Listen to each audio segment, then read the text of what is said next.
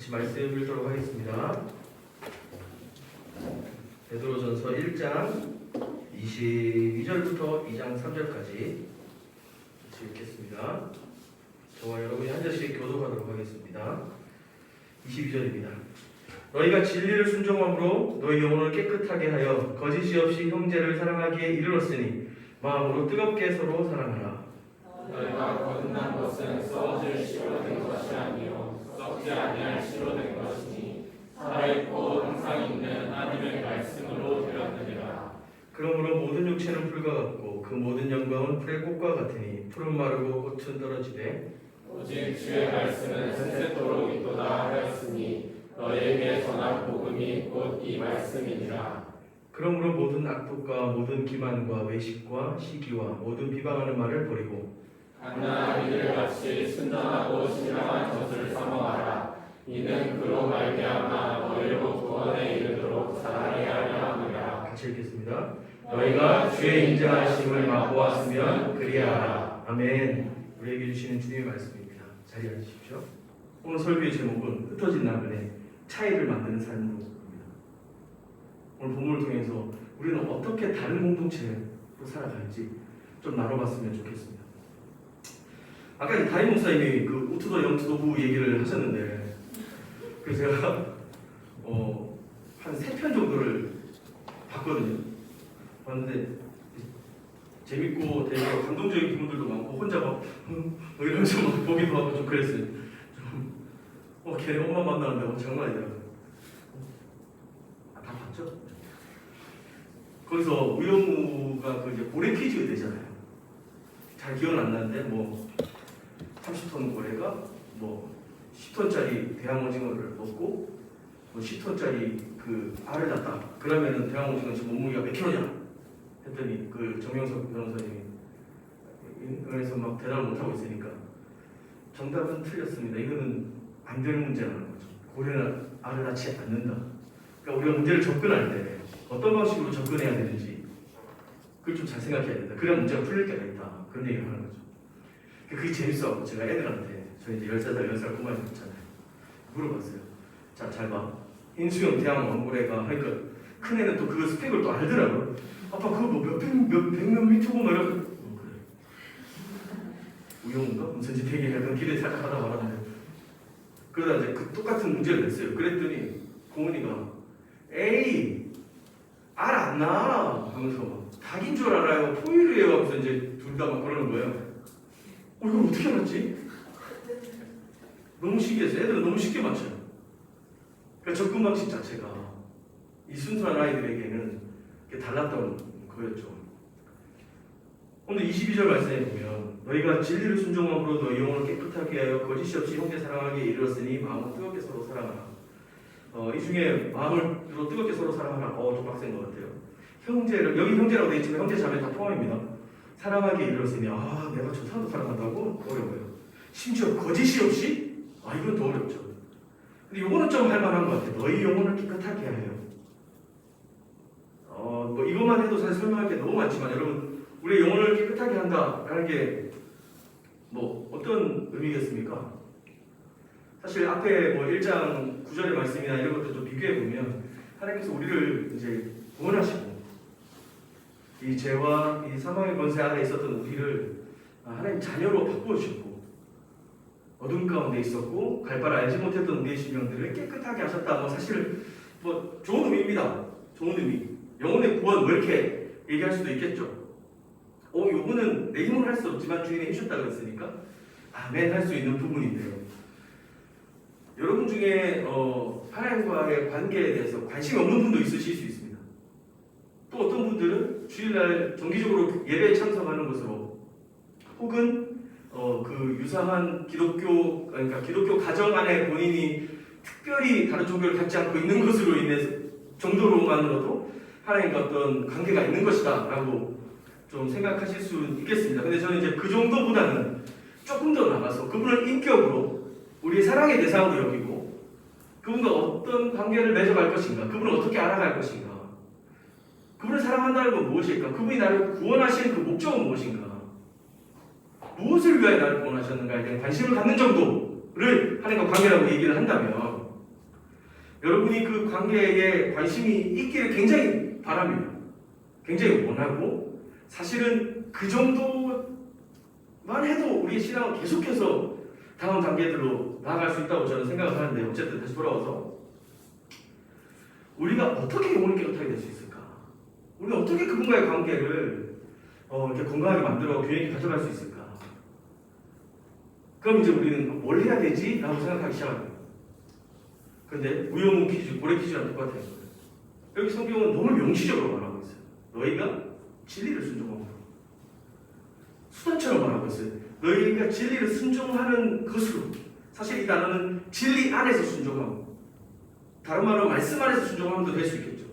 진리 안에서 순종하는 것으로 너희 영혼을 깨끗하게 한다. 내가 기도를 더 많이 해야 되나? 막 어떻게 해야 되지? 사실 우리 안에 많은 투두리스트들이 머릿속에 떠올릴 수 있겠습니다. 그런데 진리를 순종하는 것이라고. 고래는 안 낳지 않아. 새끼를 낳잖아. 문제를 당해졌구나. 나 왜 내 영혼의 문제, 내 마음의 문제, 하나님과 관계 이렇게 답답하고 해결되지 않지라는 질문은 어쩌면 여러분의 말씀이 없기 때문에. 매주 설교를 듣는데요? 너무 효능이 떨어지는 목사님 설교라서 그럴까요? 그래서 뭐 그런 생각을 할 수도 있겠죠. 근데 성경은 진리 안에서 순종하고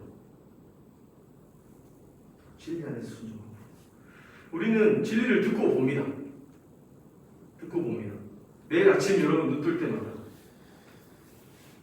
여러분 그 제임스 웹 그 천체 망원경 그 뭐죠? 우주 사진 찍은 거 봤어요? 우리 천문학자 없습니까? 천문학과 그 사진 보면요 그 사진 설명하는 걸 들었거든요. 사진 보니까 너무 예쁘더라고요.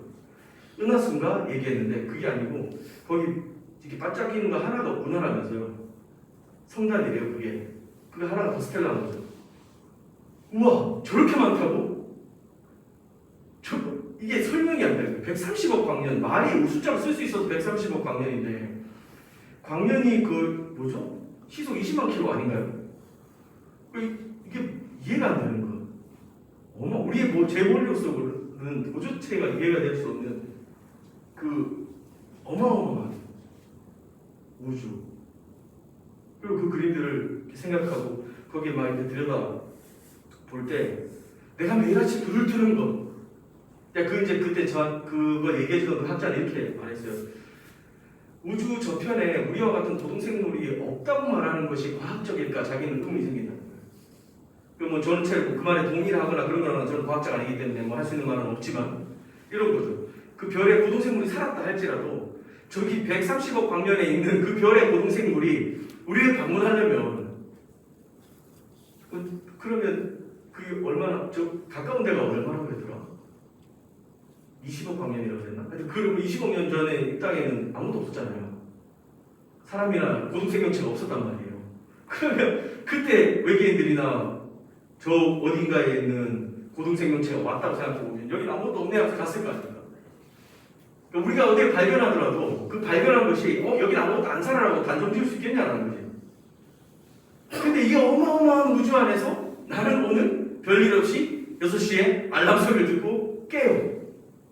일어나서 평상시처럼 물을 마시고 양치를 하고 샤워를 하고 준비해서 나와서 오늘 하루만 해도 지금 오전만 해도 수백 건의 교통사고가 일어나는데 아무 일 없이 이 교회에 안전하게 도착해서 여러분을 만나서 이야기하고 있는데 또 해야 되는 설교 또 해야 되는 예배구나가 아니라 우리에게는 기적적인 일들이 우리 안에 우리의 삶의 구석구석에 얼마나 충만하게 있는 것이다. 여러분 우리는 이것을 하나님이 통치하고 다스리는 걸 압니다. 거기에 우리 부모님들 저쪽으로 우리를 사랑하시고 우리 나를 용납해주고 사랑하는 형제들, 친구들을 대하면서 사랑이라고 하는 것을 경험하게 되죠. 그리고 이 땅에 수없이 많은 교회가 설교를 듣고 물론 설교자 연약함과 한계가 있지만 성령께서 그 안에 말씀하시는 것들을 듣습니다. 우리는 수없이 진리를 보고 경험하고 그 안에 살아가고 듣지만 순종하지는 않습니다. 22절과 1장 9절을 연결시켜보면 1장 9절을 보면 믿음의 결국, 이 말은 믿음의 목적은 영혼의 구원이다. 믿음의 목적은 우리를 구원하시는 하나님의 뜻이다 라고 하는 건데, 오늘 22절과 연결시켜 본다면 진리 안에서 순종함이라, 우리의 영혼을 깨끗하게 하는 것이다. 그리하여서 우리가 이르게 되는 목적지를 알려주는데, 우리의 그 믿음의 결국이란 형제를 사랑하는 것이다. 그래서 사실 이 연관성이나 이런 것들을 명확하게 밝히기에 히브리어, 헬라어는 굉장히 복잡해요. 모호합니다. 선후 관계들.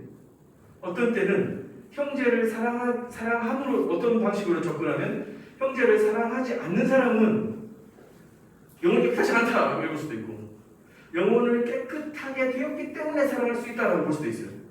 근데 사실은 이런 문법은 그 둘 다를 의도하기 때문에 가능하다고 생각이 되는데요.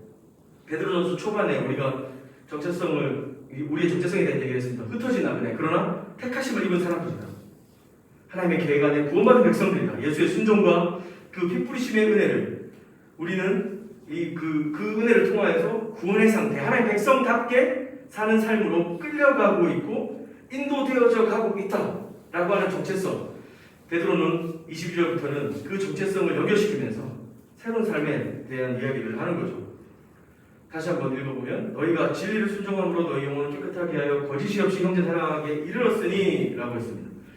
우리가 이 거룩하게 구별된 삶을 살아가야 되는데, 그 이야기의 정점에 이 형제 사랑하기가 있습니다. 17절부터 21절 사이에는 믿음하고 소망 얘기가 다 나옵니다. 이쯤 되면 교회 좀 짬밥 좀 있으신 분들은 이제 그 다음에 어떤 얘기가 나와야 되는지 아시지 않을까요? 믿음하고 소망 얘기가 나왔어요. 그럼 그 다음 뭐 얘기가 나와야 되겠습니까? 사랑에 대한 얘기가 나와야겠죠. 베드로하고 바울이 사이가 좀 안 좋았을 것 같아요. 그러니까 인간적인 경우에 둘 다 투탑이었잖아요. 해 아래 있을 수 없다 이러면서 안 좋았을 거고, 갈라디아서 같은 데 보면 베드로가 어떤 베드로인데, 예수님 수자 베드로인데, 바울 같은 잘 알려지지도 않은 12제자 중에 속하지도 못했던 사람이 베드로 막 정죄하고 그랬었잖아요. 그리고 나중에 보면은 그 바울이 쫓아냈던 그 마가 요한이라고 하는 사람을 베드로가 수지자로 데려가거든요.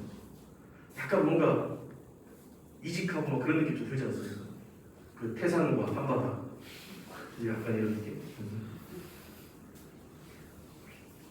어쨌든 베드로도 믿음, 소망 이야기하고 사랑 이야기를 하는 것 같습니다. 초대교회 때 아마 이 이야기는 모든 사람들이 예수 그리스도를 믿는 사람들 안에 필요한 것들이라고 늘 공통적으로 말했었던 것 같습니다. 이제 사랑 이야기가 나오죠.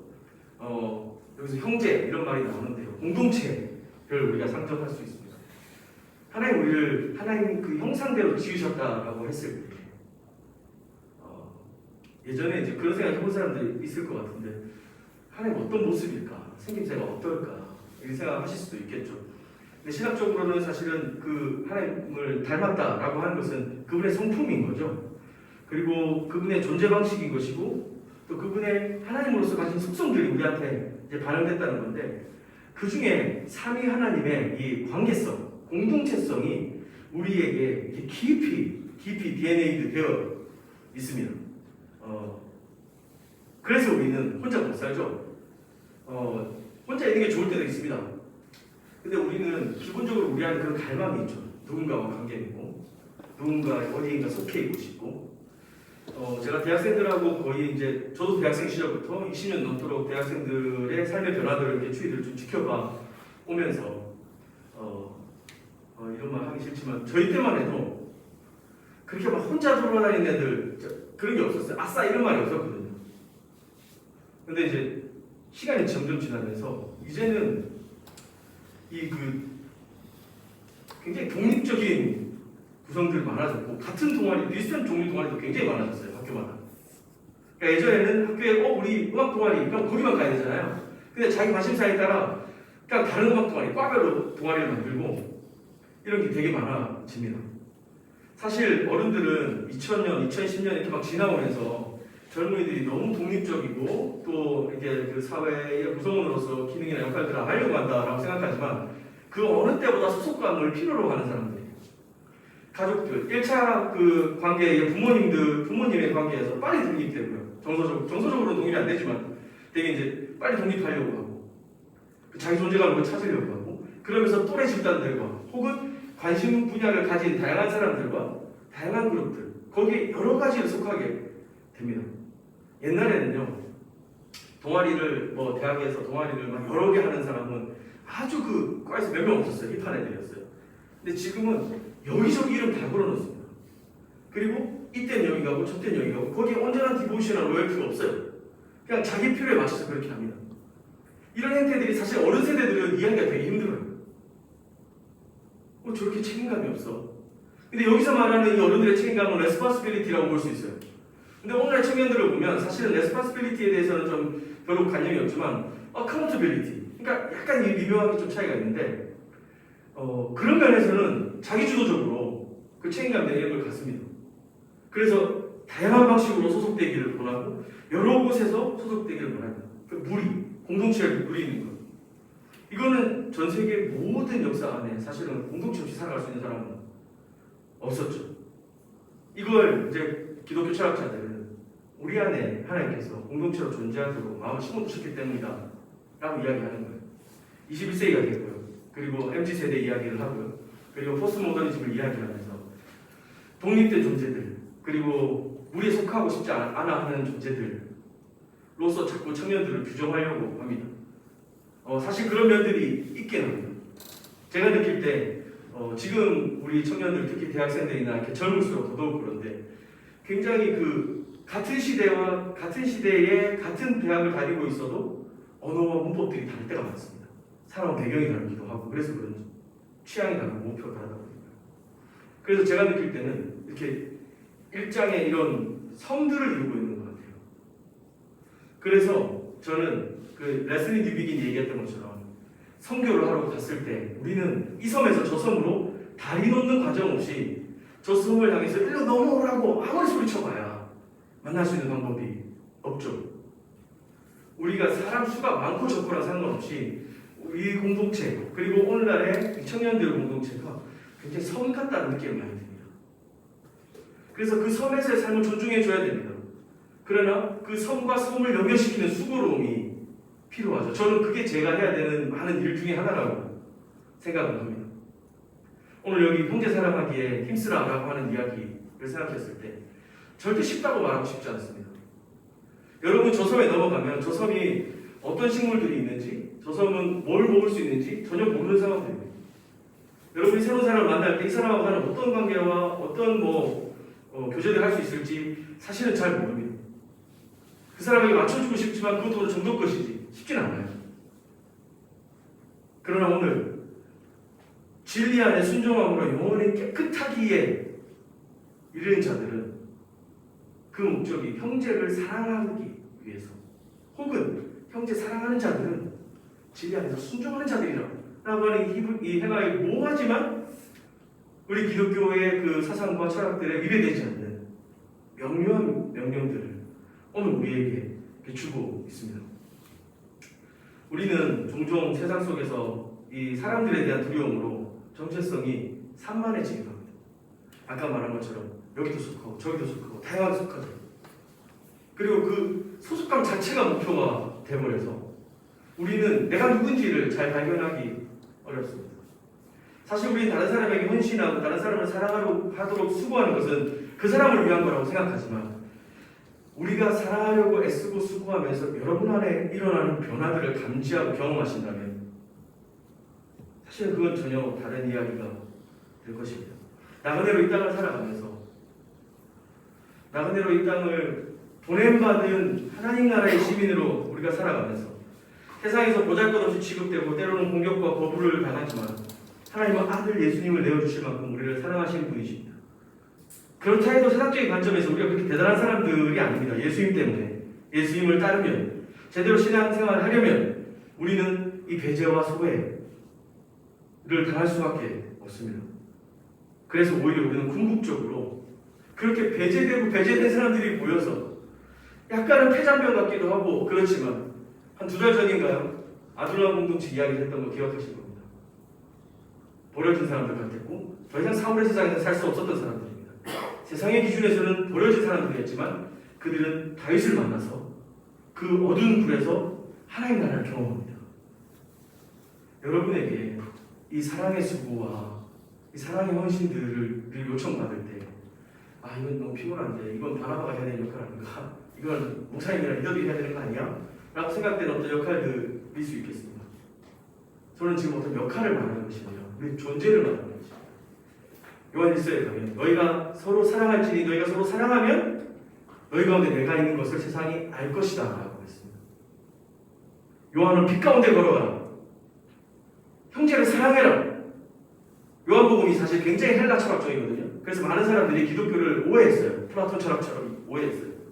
그래서 약간은 그 에피크로스학파 느낌이 막 났어요. 성속 이원론 막 이런 거 주장하고. 그래서 요한일서에서 요한은 요한복음을 주석하듯이 말합니다. 내가 말한 건 말이야. 예수가 이 땅에 오셔서 걸으시고 먹으시고 함께 주무시고 사셨던 것처럼 너희도 형제들 함께 걸어가라고. 그냥 환상 속에 있는 그런 이야기가 아니야. 너희에게 풍성한 삶 주시겠다 약속하신 것은 지금 네가 걸어가고 살아가는 그 현장을 디디고 그곳에서 주님이 너를 뿌리박게 하시고 자라게 하시고 열매 맺게 하신다는 뜻이야 라고 하는 겁니다. 오늘 베드로 전서에서 흩뿌려져 있는 이 초대교회 공동체들에게 여러분에게 구원이 있습니까? 여러분의 영혼이 주님과 연결되어져 있습니까?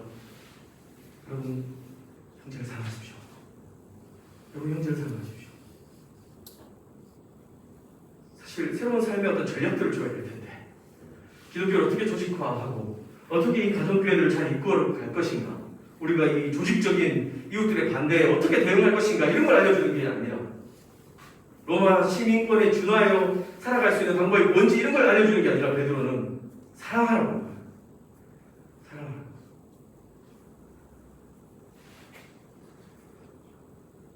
제가 이제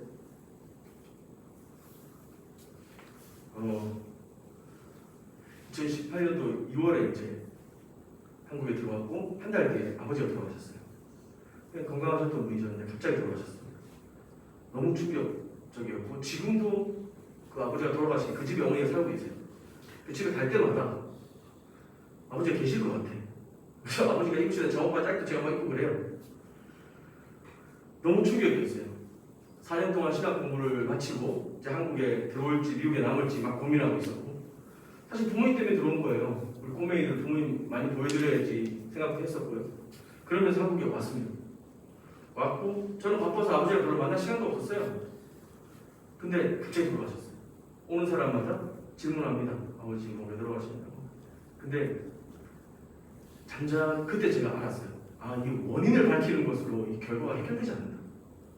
그러니까 도대체 뭐가 이런 지금 나에게 이해할 수 없는 상실과 아픔을 주었는가?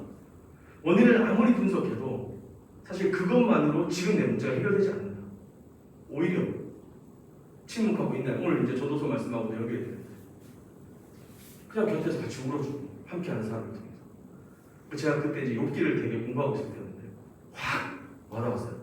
아, 욥이 뭔가를 엄청나게 깨달았다 하기보다는 욥은 하나님의 전능하심 앞에, 그분의 자유 앞에, 그분의 무궁무진하시고 무한하심 앞에 침묵할 수밖에 없고 본인이 당한 고난과 핍박들에 대해서 도대체가 그 원인과 답은 알 수 없지만 하나님이 계시고 그분이 나를 알고 계시고 결국은 자기 정체성, 자기 자리를 발견하면서 그러면 이제 형제들과 옆에 있는 사람들과 함께 침묵하고 기다리고 인내하며 그 시간을 통과하는 것이 그리스도인들이 살아가야 할 삶이구나. 로마서에 너희가 우는 자와 함께 울고 웃는 자와 함께 울으라. 어느 게 더 힘든지 모르겠어요. 여러분 어떠세요? 우는 사람하고 함께 우는 게 힘들어요? 웃는 사람하고 함께 웃는 게 힘들어요? 아니면 반대로 어느 게 쉬운 것 같아요?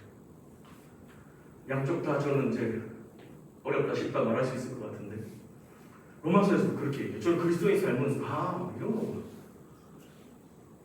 옆에 슬퍼하고 고통받는 사람과 공감하고 기쁘고 행복해하는 사람과 함께 기뻐해주고 이를 통해서 우리가 정말 답도 없고 어디로 가야 될지 모르는 우리 인생들 나그네 같이 흩뿌려져서 언제 고통과 위협을 받을지 모르는 그런 삶 속에서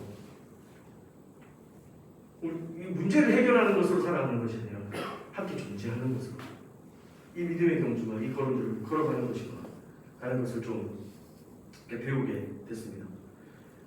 2장부터 후반부에 보면 모든 악독과 기만과 외식과 시기와 비방하는 말을 벗어버리고 이거는 앞에 뜨겁게 사랑하는 것과 반대되는 말들입니다. 속이는 것이고 거짓말하는 것이고 억지로 하는 것이고 숨기는 것이고 그런 것들인 거죠. 교회가 그 무한도전이나 환승연애 같은 프로를 능가할 수는 없습니다. 그렇게 재밌을 수가 없죠. 그렇게 재밌을 수가 없습니다. 하지만 다른 어느 곳에서도 이 다양한 사람들이 동일한 방식으로 함께 모이고 노래하고 기도하고 교제하는 곳이 없습니다. 우리가 리더들이 오은영 선생님도 아니고, 그죠? 엘더들이 대통령 김영주도 아니고, 이게 우리가 답을 다 주거나 해결해 주지는 못합니다. 뜨겁게 사랑해라, 거짓없이 사랑해라, 이것이 모든 문제를 다 해결해주고 그 사람의 어떤 숨겨진 다 해결 그런 뜻이 아닌 거죠. 이 다양한 사람들이 함께 모여서 사실 그 중에 마음을 상한 사람들도 많고 아픔과 눈물과 고통을 가진 사람들이 더 많습니다. 삶이 마음대로 잘 되지 않고 남들은 다 쉽게 하는 이직인데 나는 왜 잘 안 되는지, 남들은 다 그냥 시청마음 되는 인턴들인데 나는 왜 안 되는지, 그런 상실감과 답답함을 가지고 주님 앞에 나오죠. 먼저 말한 것처럼 그 문제들을 해결해줄 오은영 목사님이나 김용 씨, 백종원 씨 이런 사람들은 없습니다. 우리 안에는. 그런 사람들이 있으면 뭔가 뜨겁게 사랑받을 것 같지만 그렇지 않아요. 그런 와중에서도 그렇게 평안을 누리고 은혜를 받고 성령으로 임재하시는 것, 교회 말고는 없습니다. 교회 말고는 없어요. 우리가 서로 사랑하는 것, 이것은 여러분에게 주님의 그 은혜와 사랑의 그 씨앗이 심겨져 있다면,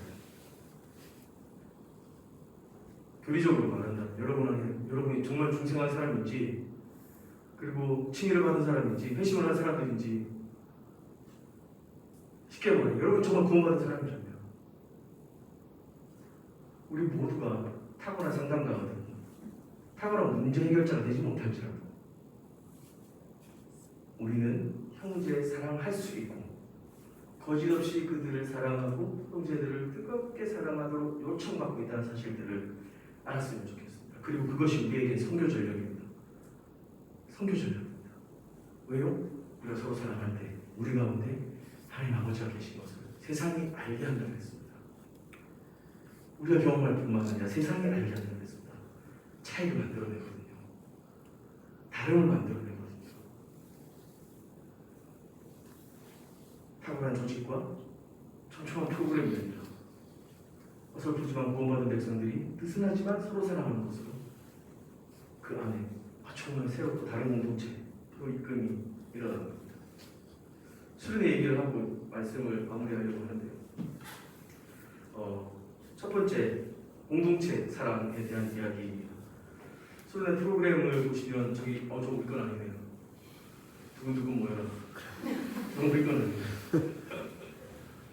이제 좀 이따 설명하겠지만 두세 명부터 좀 이렇게 큰 그룹까지 사실 다양하게 서로 만나고 인사하고 하도록 이제 좀 꾸며봤습니다.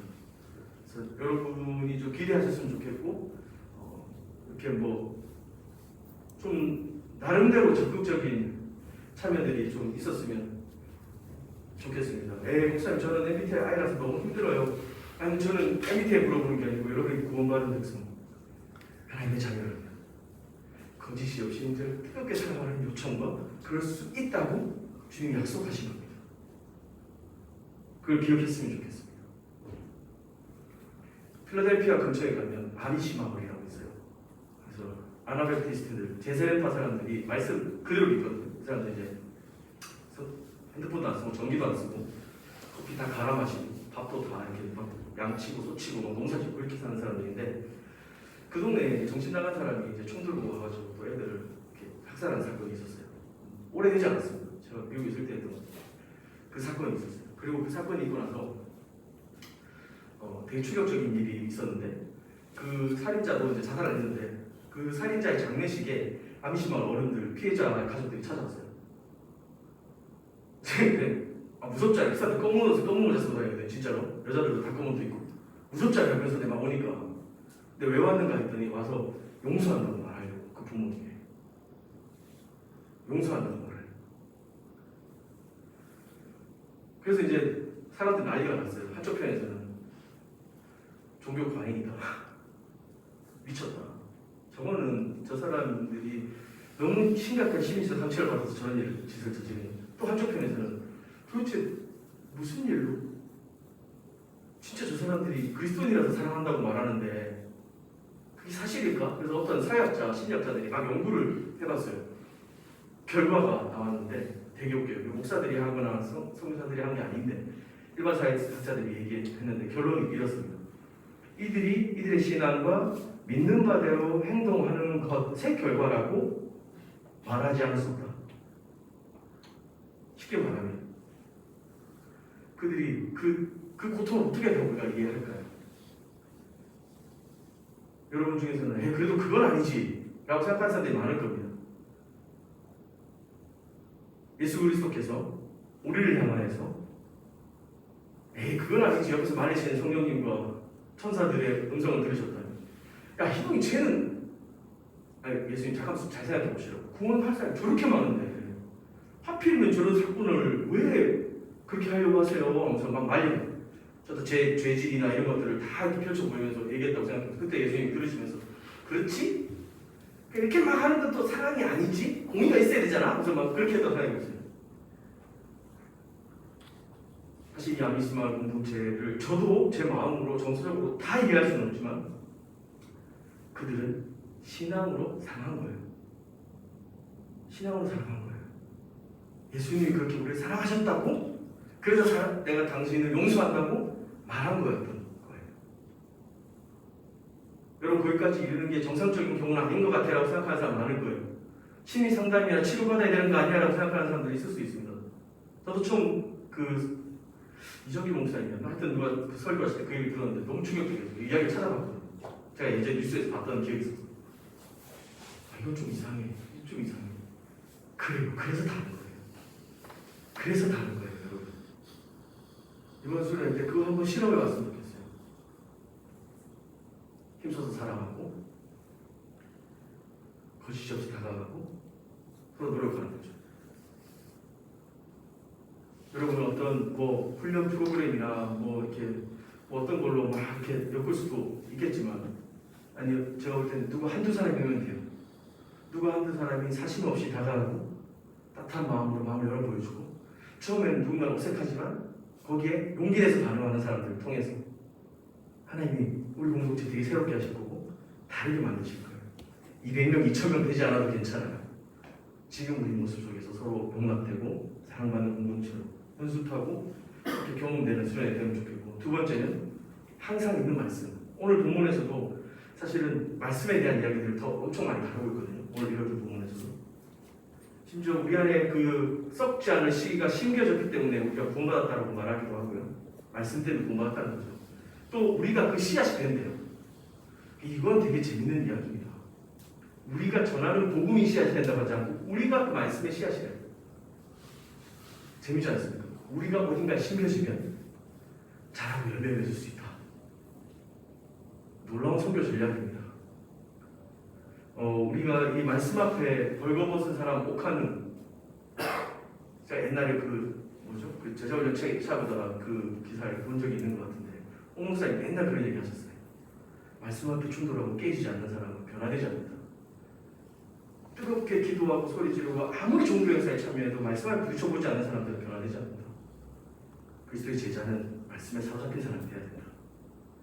그래서 저녁마다 우리 말씀을 한 2번 정도 베드로전서 이제 뒷부분 좀 더 다루게 될 텐데 여러분이 좀 하나님의 말씀을 좀 사모했으면 좋겠습니다. 단순히 그 집회 2번의 말씀이 아니라 말씀을 듣고 마음에 받고 또 그것을 가지고 주 앞에 기도하고 여러분 삶을 또 돌아보고 할 수 있는 그런 은혜가 좀 집중적으로 있었으면 좋겠습니다. 그렇게 썩지 않은 씨로 우리 가운데 그 주님의 인자하심을 맛보게 해주시고 3절에처럼 너희가 주의 인자하심을 맛보았으면 그리하라. 그렇게 우리 삶을 변화시키고 또 이끌어가는 그 은혜 시간들이 될 수 있으면 좋겠습니다. 같이 찬양하고 기도하면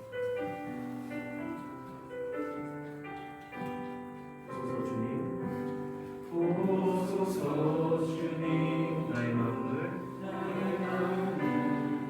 선한 것 하나 없습니다. 선한 것 하나 없습니다. 그러나 내 모든 것 그러나 내 모든 것 주께 드립니다. 사랑으로 안으시고 날 새롭게 하소서. 주님 마음 내게 주소서. 주님 마음 내게 주소서. 내 아버지 주님 마음 내게 주소서. 나를 향하신 주님의 뜻이 이루어지도록 주님 마음 내게 주소서. 오소서 주님 나의 마음을 나의 마음을 선한 것 하나 없습니다. 선한 것 하나 없습니다. 그러나 내 모든 것 주께 드립니다. 그러나 내 모든 것 주께 드립니다. 사랑으로 안으시고 날 새롭게 하소서. 주님 마음 내게 주소서. 주님 마음 내게 주소서. 내 아버지 주님 마음 내게 주소서. 나를 향하신 주님의 뜻이 이루어지도록 주님 마음 내게 주소서. 주님 마음 내게 주소서. 주님 마음 내게 주소서. 내 아버지 주님 마음 내게 주소서. 나를 향하신 주님의 뜻이 이루어지도록 주님 마음 내게 주소서. 모두 기도할 때 이 찬양의 가사와 같이 주님 내 마음에 선한 것 하나 없습니다. 텅텅 비어있고 고갈되어 버린 것 같은 내 마음을 주님 앞에 고백합니다. 주님을 사랑한다고 고백하고 노래할 수도 있고 끊임없이 예배에 나와서 설교를 들을 수도 있지만 주님 내 마음이 하나도 바뀌지 않습니다. 때로는 종교적 가면이나 그냥 또 이렇게 반복된 예배 속에 습관적으로 올 수밖에 없는 내 모습을 스스로도 불편하게 여기지만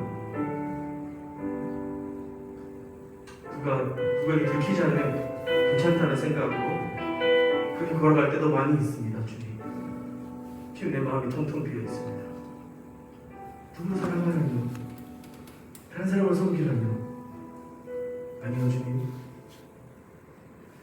주님이 흩뿌려 주신 그 나그네 삶 그것만 감당하게 됩니다. 텅텅 비어 있습니다. 그러나 오늘 말씀과 같이 여러분 진리 안에 순종함으로 너희 영혼을 깨끗하게 하기 위하여 거짓 없이 형제를 사랑하고 뜨겁게 사랑하는 것 주님의 뜻이고 주님의 마음입니다. 이 시간 주님 앞에 우리 안에 사랑이 없음을 좀 고백했으면 좋겠습니다. 각자의 연약함을, 각자의 실수와 실패를 고백했으면 좋겠습니다. 주님 나는 주님 주신 사랑에 비해 주님 그 사랑의 요청에 비해 드릴 것이 하나도 없습니다. 지금 나는 연약하고 부족합니다. 텅텅 빈 내 마음 주님 앞에 고백합니다. 주님의 사랑으로 채워주십시오. 먼저 주님의 은혜로 채워주십시오. 주님을 갈망하는 마음으로 주님을 추구하고 주님으로 헐떡이는 마음으로 바꾸어 주십시오. 주님 그렇게 나의 삶을 인도하여 주십시오. 같이 한번 주님 앞에 솔직하게 여러분 마음을 좀 열어보는 기도합니다.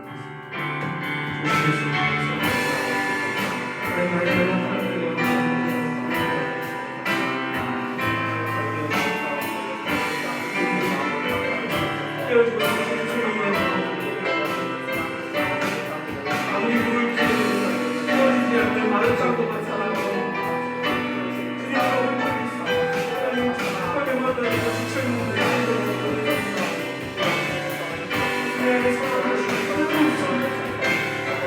주의 말씀을 또 교회에 나와 하나님 나의 삶을 나에게 내가 원하는 나의 신을 하나님 주님을 내가 필요해 주님이 지으신 내가 필요해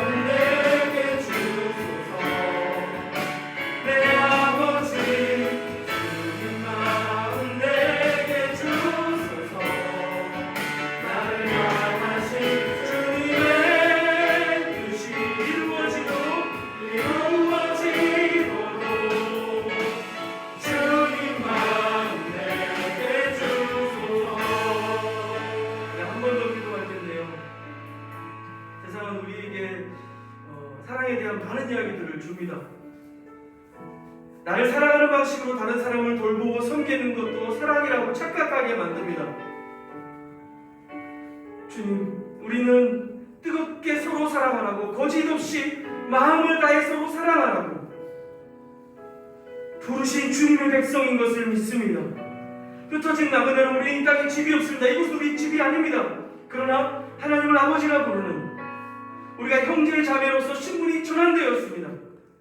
천국에서만 유효한 것이 아니라 이 땅에서 새로운 가족, 새로운 가정을 이루며 살아갑니다. 우리는 이 사회에서 배제되고 주변인으로 밀려나 있지만 우리는 그곳에서 소망을 찾고 희망을 찾습니다. 서로 사랑하는 것으로 우리는 복음이 무엇인지 드러내고 보여주는 놀라운 삶의 방식을 선택하는 자들입니다. 복음이 그저 죽은 글자 안에 갇힌 것이 아니라 자기 중심적으로 살아왔고 그냥 그렇게 자기를 사랑하는 방식으로 다른 사람들을 섬기는 그런 나와 같은 마음들을 폭로하시고 성령은 구별하시고 깨끗게 하셔서 은혜로 우리를 변화시키십니다. 그래서 십자가가 의미 있는 거죠. 십자가를 볼 때 하나님 사랑이 뭐지? 이웃 사랑이 뭔지 깨닫게 됩니다. 알게 됩니다. 그리고 우리 마음을, 우리 영혼을, 우리의 삶의 방식을 변화시키는 말씀의 능력을 기대하고 또 우리는 그 말씀의 능력을 살아내는 참된 증거가 되는 것입니다. 여러분, 우리가 공동체로 형제자매를 사랑하는 것은, 뜨겁게 서로 사랑하는 것은 예수님의 죽으심과 부활이 단지 하나님의 사랑을 그냥 지나간 옛날의 이야기가 아니라 믿는 모든 자들에게 구원을 허락하시고 깨끗한 마음으로 신실하게 서로 사랑할 수 있게 하신 능력이 있는 죽음이었다. 그 십자가였다는 것을 보여주시는 겁니다. 여러분, 거짓이 없이 마음을 다해 뜨겁게 사랑할 수 있도록 주님, 우리가 그저 다른 사람 위로하고 격려하는 정도에 그치지 않고 그를 위하여 담대히 곁에 서 용기를 주십시오. 내가 그 사람 이야기를 들어주고 공감해주는 정도가 아니고 그 사람의 삶을 위하여서 중보하고 눈물을 흘릴 수 있는 깊이 있고 따뜻하고 뜨거운 마음을 우리에게 허락하여 주십시오. 그냥 우리가 함께 있어서 서로의 기능만을 감당하고 끝내지 않고 내가 저 사람을 알아가는 기쁨으로 하나님 살아계심을 경험하고 서로 사랑함으로 온 땅이 주님이 우리 가운데 계신 것을 경험하고 알 수 있게 하도록 주님, 우리가 뜨겁게 사랑할 수 있는 존재로 우리를 바꿔주시고 사용해 주십시오. 같이 한번 그렇게 주님 앞에 간구하면서 기도하도록 하겠습니다. 살아계신 하나님 아버지, 우리가 그리스도의 이름으로 교회답게 교회답게 되고 세상과 이웃을 복되게 하는 그런 존재가 되게 하여 주시옵소서. 성령을 의지하여서 우리의 삶의 사명을 구별하실지 세상의 필요를 꾸며 믿음으로 살아가는 주여 하여 주시옵소서. 너희가 진리를 순종하고 그 영혼을 깨끗하게 하는 것은 거짓없이 형제를 사랑하는 일이라고 형제를 사랑하는 우리의 목적입니다. 주님, 진리 안에서 순종하고 깨끗하게 되는 우리의 삶의 목적입니다. 이제 구원받았으니 우리가 모이니 지쳐뿐이 아니라 우리에게 주시는 구원받은 기쁨, 우리를 이것처럼 우리 주시는 은혜 안에서 우리의 구원과 소망과 격사 성품이 시험받고 때로는 가장이 지치고 거부하면서 고통을 지나고 하나님 오늘 거룩하게 사모하는 신부로 새로운 가족이 되기를 구원하신 주의 놀라우신 사랑을 우리가 형제 사랑을 받고 그 실존을 경험하고 그 무엇인지 가동할 무엇인지 하나님 살아계신 무엇인지 보여주는 것이 될 수 있도록 주여 인도하여 주시옵소서. 우리는 주의 성 가운데 그리스도께서 자신을 내어주신 것을 죽게 해주셨던 것처럼 우리 대단히 하나님 주님 주님께 시작해 주시고 감사합니다. 주님의 애써 사랑하고 인도 사랑하고 하나님 나라의 영광을 주셔서 하나님께 다가가서 사랑과 감사함으로 주님의 은혜가 있을 수 있도록 주님 함께하여 주시옵소서.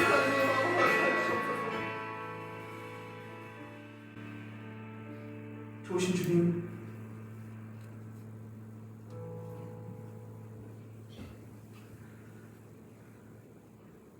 우리와 함께 하시는 당신을 기뻐하고 찬양합니다. 하나님, 우리의 성격과 우리의 과거와 우리의 관계 정도를 뛰어넘고 우리를 구원하신 당신의 목적을 따라 서로 사랑함으로, 뜨겁게 사랑하고 거짓이 없이 사랑함으로 그 구원의 말씀의 씨앗이 우리 가운데 심기어져 있고 우리 또한 그 말씀의 씨앗으로 살아갈 수 있게 하여 주시옵소서. 이번 여름수련을 통하여 우리 공동체 하나됨과 말씀을 깊이 사모하는 은혜가 있게 하여 주시고 사랑으로 연합되고 하나 되게 하여 주시옵소서. 그리스도의 십자가가 우뚝 솟는, 그렇게 누가 보아도 주님과 함께 동행하는 공동체 될 수 있도록 주님 인도하여 주시옵소서. 감사드리며 예수님의 이름으로 기도합니다. 아멘. 함께 일어나서 결단의 찬양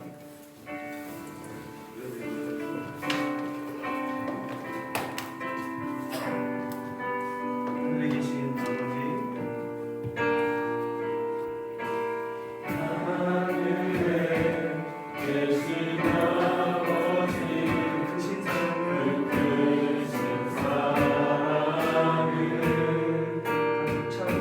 가득 차고 넘쳐 이고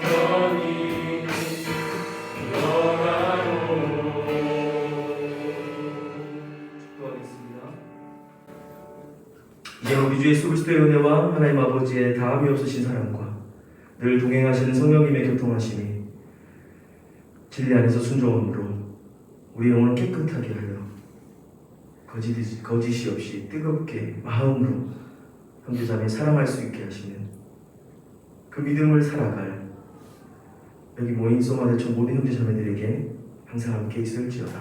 아멘.